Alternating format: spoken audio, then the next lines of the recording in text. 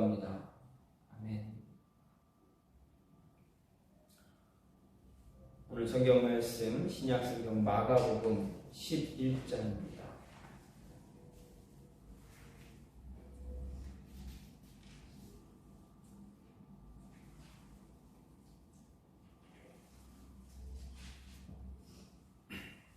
마가복음 11장 1절에서 11절까지입니다.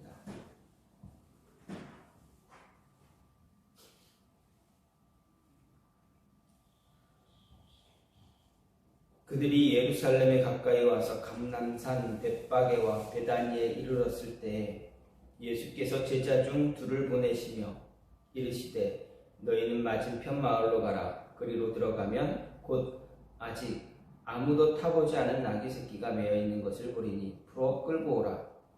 만일 누가 너희에게 왜 이렇게 하느냐 묻거든 주가 쓰시겠다 하라. 그리하면 즉시 이리로 보내리라 하시니 제자들이 가서 본즉 나귀 새끼가 문 앞 거리에 매여 있는지라. 그것을 푸니 거기 서 있는 사람 중 어떤 이들이 이르되 나귀 새끼를 풀어 무엇 하려느냐 하매 제자들이 예수께서 이르신 대로 말한데 이에 허락하는지라. 나귀 새끼를 예수께로 끌고 와서 자기들의 겉옷을 그 위에 얹어 놓음에 예수께서 타시니 많은 사람들은 자기들의 겉옷을 또 다른 이들을 들에서 벤 나뭇가지를 길에 펴며 앞에서 가고 뒤에서 따르는 자들이 소리 지르되 호산나 찬송하리로다. 주의 이름으로 오시는 이여 찬송하리로다. 오는 우리 조상 다윗의 나라여 가장 높은 곳에서 호산나 하더라. 예수께서 예루살렘에 이르러 성전에 들어가사 모든 것을 둘러보시고 때가 이미 저물매 12 제자를 데리시고 베다니에 나가시니라. 아멘. 오늘 말씀 마가복음 11장 1절부터 11절 말씀입니다. 오늘 말씀은 오늘 본문은 예수님의 구속 사역 가운데 마지막 부분입니다. 고난주간이 시작되는 첫째 날입니다. 그래서 오늘 우리는 교회 절기로 이야기할 때는 종려주일이라고도 합니다. 어쨌든 첫째 날에 있었던 사건으로 공생의 사역을 마감하시면서 자신에게 주어진 사역을 성취하기 위해 이전에는 은밀하게 예루살렘으로 가셨던 예수님이 이제는 공식적으로 드러내서 예루살렘에 들어가시는 장면입니다. 예수님께서 승리의 예루살렘 입성이 바로 종려주일을 얘기할 때 예루살렘 입성을 이야기하는데 승리의 입성이다라고 이야기합니다. 이 승리의 입성은 지금까지 천국 복음의 전파와 자신이 죽고 난 이후 자신의 몸된 교회를 설립하고 유지할 제자들을 훈련하기 위한 시간을 확보하기 위해서 자신의 신분을 감추셨던 것과는 달리 이제 인류의 우리의 죄를 담당하기 위해서 세상에 오신 하나님의 아들임을 그리고 구속주이심을 온 천하에 공개적으로 선언하는 사건이 바로 오늘 말씀입니다. 그래서 종려주일, 이 주일날 예루살렘 입성하신 이 모습이 우리에게는 굉장히 큰 의의가 있습니다.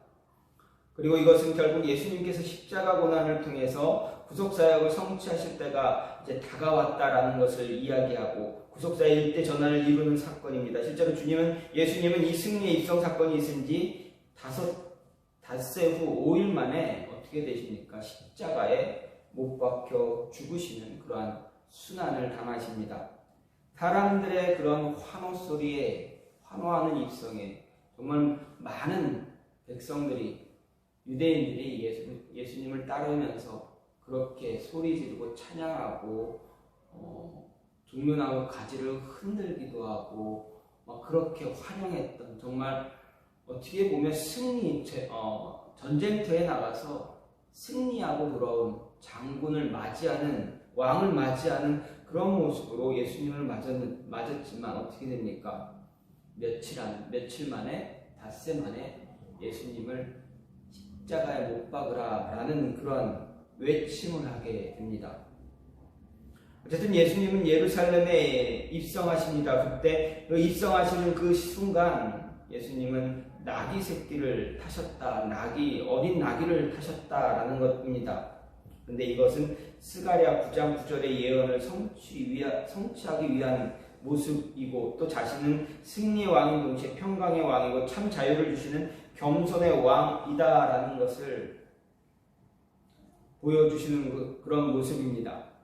이런 예수님의 승리의 예루살렘 입성 사건을 기록하는 오늘 말씀을 보면서 예수님께서 예루살렘으로 입성하신 이유, 예루살렘으로 들어가셔야만 하는 이유, 의미가 어디에 있는가라는 것을 조금 생각해 볼 때, 예수님께서 예루살렘으로 들어가셔야만 했던 그 목적은 언약을 성취하기 위해서다라는 것입니다.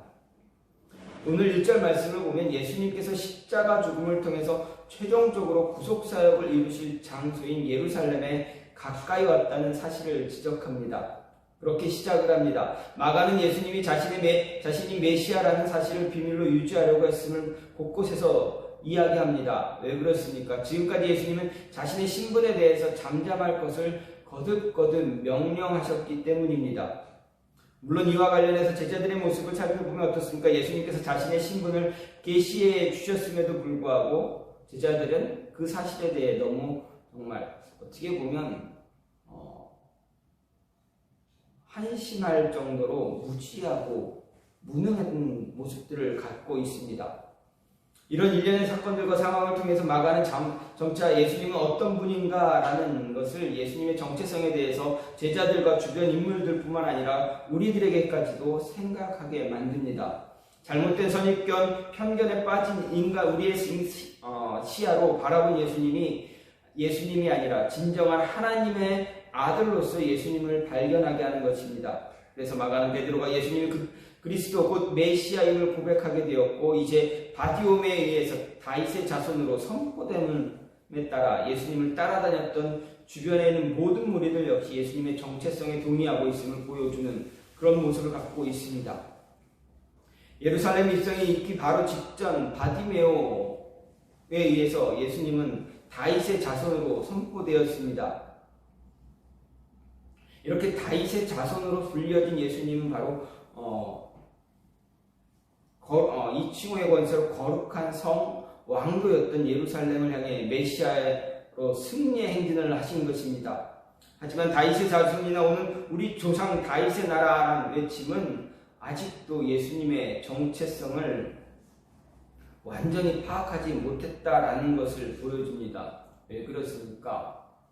예수님께 이렇게 예수님을 따라오면서 찬양했던 이 백성들은 예수님이 왕으로 오신 것을 받을 수는 있지만,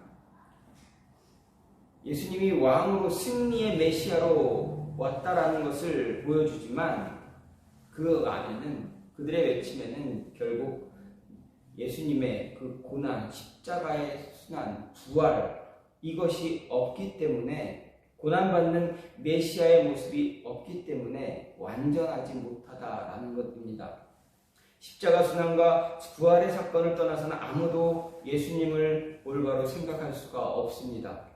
따라서 마가는 우리들에게 계속해서 십자가와 부활의 현장까지 이끌고 가면서 이런 예수님의 정체성을 바로 생각하고 깨달아야 한다라고 이야기합니다. 그리고 예루살렘에 가까이 오신 예수님은 어떻습니까? 제자 가운데 2사람을 맞은편 마을로 보내셨습니다. 여기서 보내다라는 이 말 보면 헬라어로 아포스텔레이라는 말입니다. 그런데 이 단어는 일반적으로 단순히 보내는 사실을 강조하는 것만이 아니라 보내는 자, 그리고 보냄을 받은 자와의 관계까지도 이야기합니다. 그 사이에 임무가 있고 그 임무가 무엇인가를 이야기하는 것입니다. 특히 보내는 자의 권위, 그리고 보냄을 받는 자의 임무를 강조하고 있는 그런 단어입니다. 이 단어의 신학적 의미를 보면 하나님은 예수님을 이 땅에 보내셨습니다. 예수님을 보내신 목적이 있습니다. 예수님은 보냄을 받았습니다. 그럼 보냄을 받을 때는 보내시는 자의 어떤 임무가 주어집니다. 그것을 갖고 오신 것입니다. 또 예수님 역시 마찬가지입니다. 제자들을 보내십니다. 하나님이 예수님을 세상에 보내신 것 같이 예수님도 제자들을 세상으로 임무를 주고 보내신 것입니다. 본문에서도 이런 보내는 자의 권위와 보냄받은 자의 임무를 보여주기 위해서 이 단어가 사용되는 것입니다. 예수님은 다윗의 자손 곧 왕인 메시아의 권위를 지닌 승리와 평화의 왕으로서 자신의 예루살렘 입성을 준비시키기 위해서 제자들을 보내신 것입니다. 그런 임무를 위임받은 제자들이 요구되는 것은 절대적인 믿음과 순종입니다. 두 제자를 맞은편 마을로 보내신 이유, 아직 타보지 않은 나귀 새끼를 끌고 오기 위함이었습니다. 예수님께서 그 어린 나귀를 타기 위해서였습니다. 그런데 이 말씀은 어린 나귀 새끼를 끌고 오라고 하신 것은 구약성경 스가랴 9장 9절 말씀을 이루려 하신 것이다 라는 것입니다. 즉 언약, 하나님께서 선지자들을 통해서 예언하신 그 언약을 성취하기 위해서다라는 것입니다. 예루살렘에 오시고 나귀를 타시는 이 모습, 예루살렘으로 들어오시는 이 모습이 언약을 성취하기 위해서다라는 것입니다. 그래서 스가랴 9장 9절 말씀 보면 예루살렘에 따라 즐거이 부를지어다. 보라, 내 왕이 내게 임하나니 그는 공의로우며 구원을 베풀며 겸손하여서 나귀를 타나니 나귀의 작은 것 곧 나귀 새끼니라. 예수님께서 어린 나귀, 아무도 타보지 못한 그 나귀를 타고 예루살렘으로 들어오실 것이다 라는 예언을 예수님께서 그 언약을 이루신 것입니다. 또 이 매여있는 나귀 새끼는 어떻습니까? 창세기 49장 10절 11절에서 야곱이 유다에게 밝힌 메시아에 관한 계시를 연상시키기도 합니다. 여기는 통치자의 호를 줄 자가 나올 유다 지파가 암 나귀 새끼를 아름다운 포도나무에 맬 것이라는 야곱의 축복이 언급되어 있습니다. 나귀 새끼를 취하심으로 예수님은 스가랴의 예언뿐만 아니라 유다를 향한 야곱의 예언도 이루셨습니다. 바로 언약의 성취를 이루고 계시다라는 것을 볼 수 있습니다. 뿐만 아니라 겸손하셔서 나귀 새끼를 타심으로 인해서 메시아가, 예수님은 평강의 왕으로 오실 것이다, 겸손의 왕으로 오실 것이다 라는 이사야의 예언도 완성하고 계시다라는 것입니다. 이렇게 예수님께서 예루살렘으로 입성하신 이유, 바로 성경에 기록된 말씀들을 완성하시기 위한 것입니다. 그리고 한 가지 더 있습니다. 십자가의 죽으심과 부활하심으로 인해서 온 세상을 향한, 우리를 향한 구속사역을 완성하기 위한 것입니다. 창세기 3장 15절 말씀을 보면 어떻습니까? 아담과 하와가 죄를 지은 뒤 하나님께서 아담과 하와를 유혹한 사단에게 말씀하신, 예언하신 예언이 무엇입니까? 장차 나의 후손이 너의 머리를 칠 것이다. 너는 그의 발 뒤꿈치를 물 것이다. 이 예언 또한 또다시 예수님을 통해서 이루어진다라는 것입니다. 따라서 예수님께서 예루살렘으로 들어오시는 그 의미는 하나님이 지금까지 선지자들을 통해서 말씀하셨던 그 모든 예언, 구약 성경에 기록된 모든 말씀을, 그 언약을 완성하기 위해서다라는 것입니다. 오직 이 하나의 목적, 구원을 완성하기 위한 이 하나의 목적을 완성하기 위해서 예수님께서 그 험난한 예루살렘으로 들어오셨다라는 이야기입니다. 두 번째로, 자신이 누구인가를 드러내기 위해서 예루살렘으로 또한 들어오셨습니다. 3절 말씀을 보면 제자들이 예수님의 명을 따라서 맞은편 마을로 가서 나귀 새끼를 끌고 오려 할 때 그 주인이나 혹은 다른 사람이 무엇라 이야기하면, 왜 끌고 가느냐 이야기하면 어떻게 대답할 것인가 말씀하셨습니다. 가르쳐 주신 내용입니다. 예수님은 다른 말을 일체하지 말고 다만 무엇라 말씀하셨습니까? 주가 쓰시겠다 하라. 다른 부연 설명하지 않고 주가 쓰시겠다 하라라는 이 말만 하라 얘기하셨습니다. 그런데 제자들이 그 말을 듣고 그대로 따라갑니다. 맞은편 마을로 가서 문 앞에 매여있는 나귀 새끼를 풉니다. 근데 그 모습을 본 사람들이 있습니다. 왜 나귀 새끼를 가져가느냐? 왜 풀어가느냐? 제자들이 뭐라 이야기합니까? 다른 말 하지 않습니다. 주가 쓰시겠다. 예수님이 쓰시겠다. 주가 쓰시겠다. 아무 설명도 없이, 부연 설명 없이, 사람들 설득하지도 않고 그냥 주가 쓰시겠다 이 말합니다. 그런데 그 사람들, 나귀의 주인과 함께 몰려있는 사람들이 뭐라 이야기합니까? 아무 말하지 않고 알았다, 그냥 데리고 가라, 이렇게 이야기합니다. 여러분 생각을 해보십시오. 누군가가 와서 내 소유에 있는 어떠한 나귀나 아니면 말, 요즘 세상을 보게 되면, 요즘 우리가 사는 세상으로 생각한다면 무슨 자가용이라든가 처음 뽑은 자가용을 갑자기 딱 가져간다고 생각해 보십시오. 아무 말 없이 가져간다라고 생각해 보십시오. 왜 가져가냐 물어봤을 때 주가 쓰신대. 그래, 가져가. 여러분 이해가 됩니까? 이 상황이 이해가 됩니까? 이 상황은 결코 그냥 우리의 상식적으로는 이해할 수 없는 그러한 상황입니다. 그런데 사람들이 이 상식적이지 못한 이 모습을 그대로 행하고 있고 따르고 있다는 것입니다. 그런데 말씀을 보게 되면 예수님이 자신을 가리켜서 주라 이야기하신 곳은 오직 이곳밖에 없습니다. 사복음서에서 예수님께서 나귀 새끼를 타기 위해서, 어린 나귀를 타기 위해서 나귀를 데리고 오라고 했을 때 주가 쓰시겠다라고는 말은 예수님이 꼭 이 장면에서만 사용하셨습니다. 그렇기 때문에 우리는 이 주라는 말에 주는 의미가 무엇인가 생각해 보아야 합니다. 주라는 말은 주인이나 소유주를 이야기합니다. 예수님이 주라고 하는 사실을 의미하는 것은 이 세상이 바로 예수님의 소유다라는 것을 이야기합니다.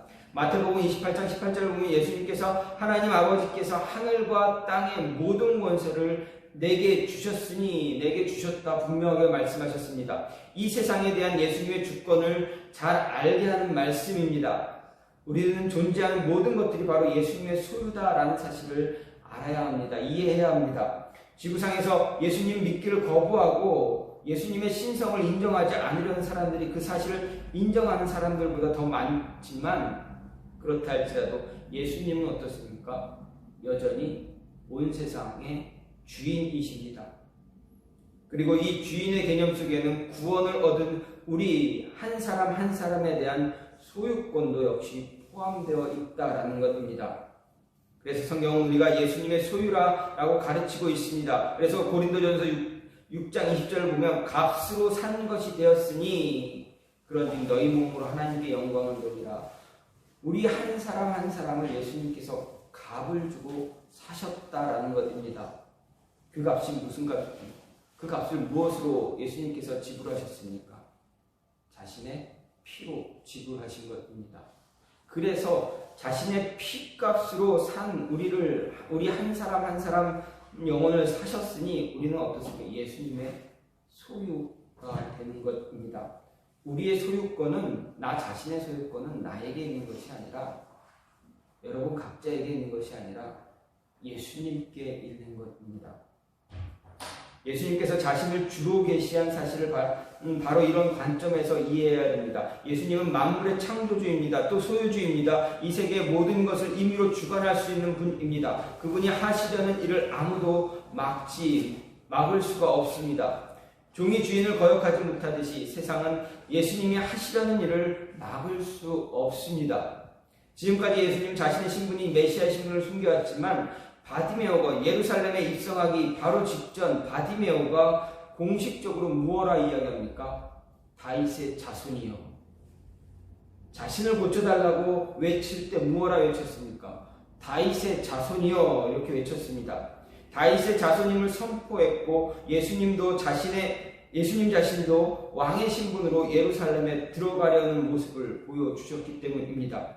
더 이상 자신을 주라 칭하지 않을 이유가 없다라는 것을 보여주시면서 자신이 내가 누구인가, 내가 세상에 왜 왔는가를 아주 어떻게 보면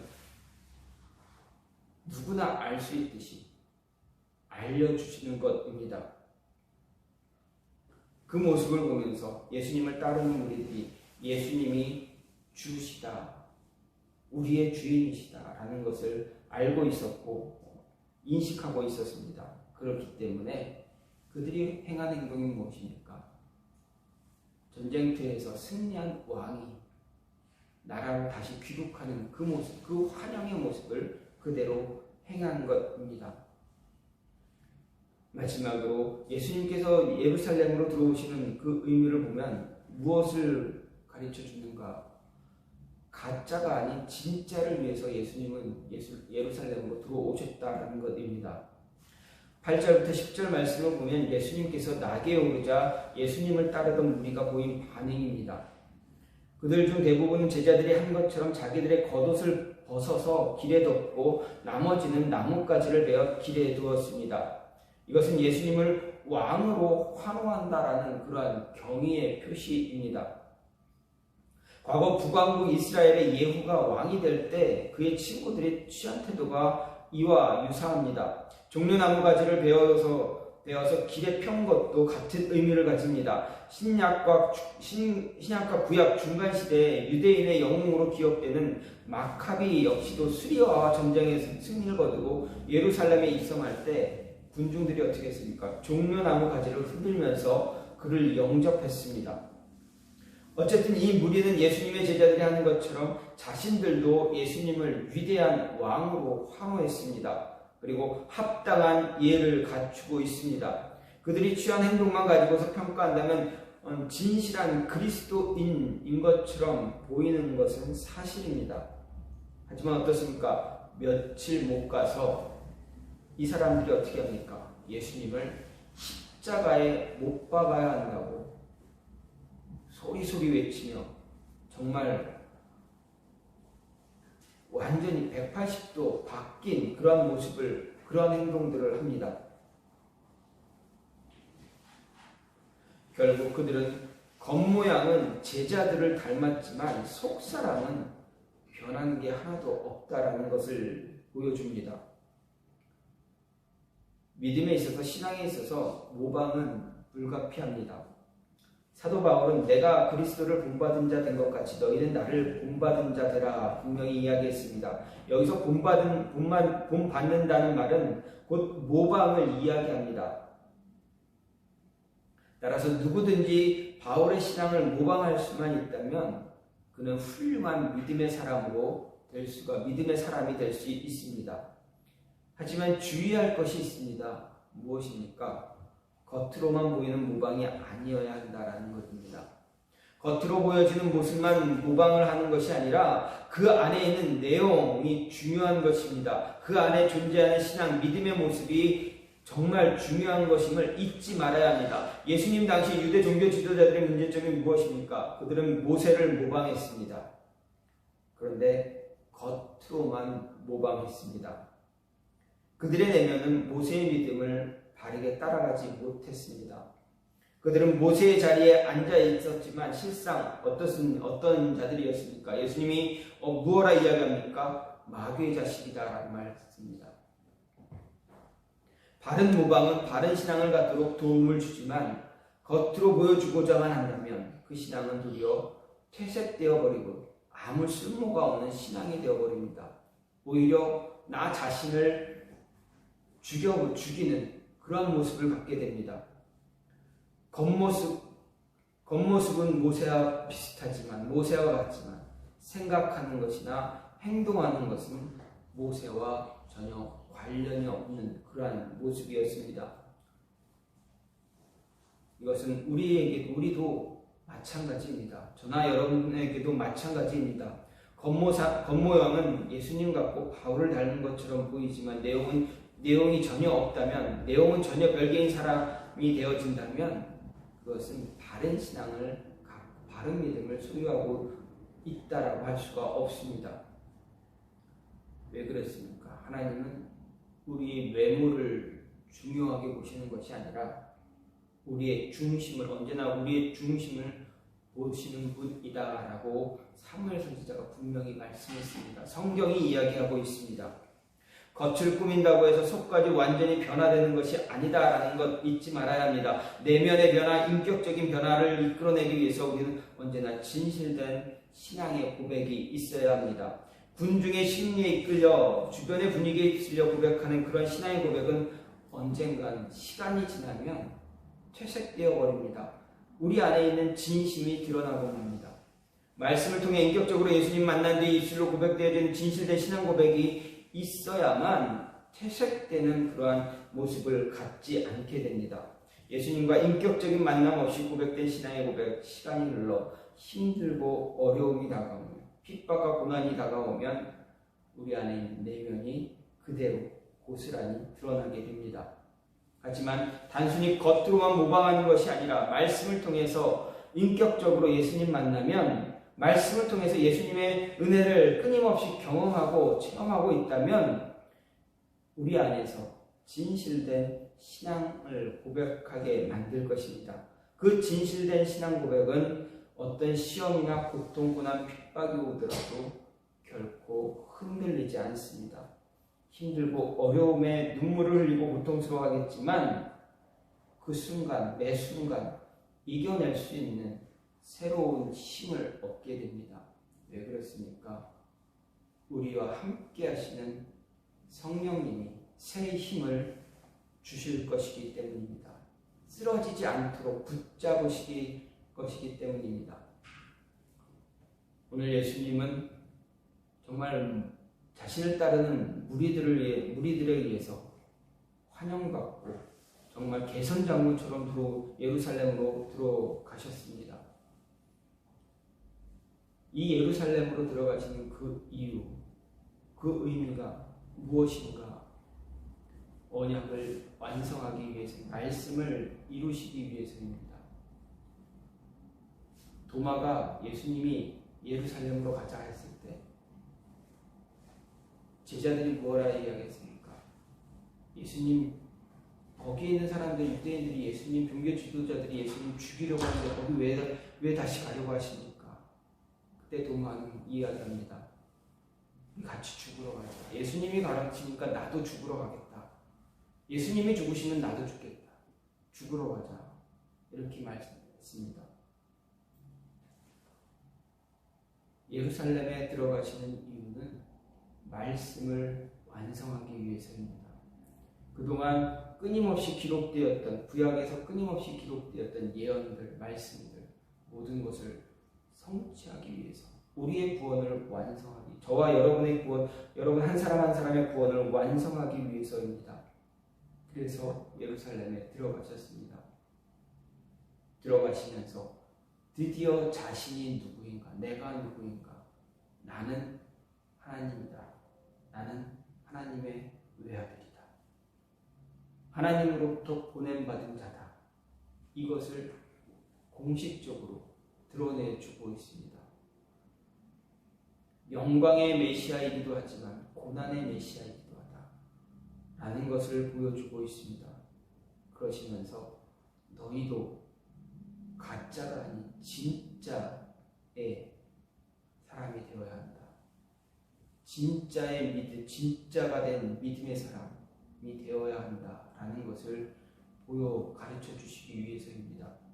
예수님께서 예루살렘에 들어가신 이 이유를, 이 모습을 기억하시면서 예수님께서 정말 나를 위해서, 여러분 한 사람 한 사람을 위해서 세상에 오신 그 이유 잊지 않으시고 한 주간 기도하시면서 또 부활하신 다음 주 부활하시는 예수님을 바라보면서 한 주간을 승리할 수 있는 저와 여러분이 되기를 간절히 생각합니다. 시간 같이 기도하기로 원하는 것은